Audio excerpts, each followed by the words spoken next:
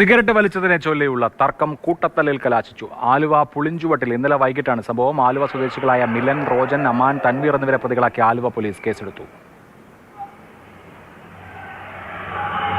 സ്നേഹ മോൾ നൈനാനാണ് വിവരങ്ങൾ നൽകുന്നത്. സ്നേഹ, ഈ സിഗരറ്റ് വലി എങ്ങനെയാണ് തല്ലിലെത്തിയത്?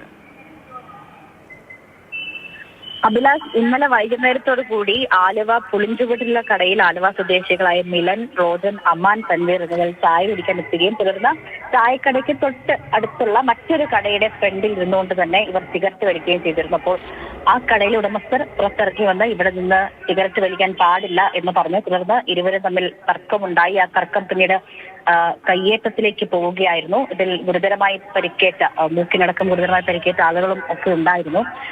തുടർന്ന് അവിടെ കൂടിയിരുന്ന ആളുകൾ തമ്മിൽ ഒരു കൂട്ടത്തല്ലിലേക്ക് തന്നെ പോവുകയായിരുന്നു. അപ്പോൾ ഈ സംഭവത്തെ തുടർന്ന് ഈ 4 പേർക്കുമെതിരെ, ഈ ആലുവ സ്വദേശികളായ മിലൻ, റോജൻ, അമാൻ, തൻവീർ എന്നിവരെക്കെതിരെ പോലീസ് കേസെടുത്തിരുന്നു.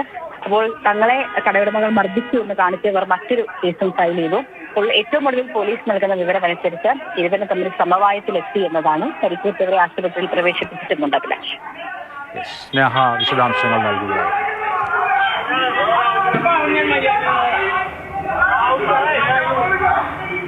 Oh,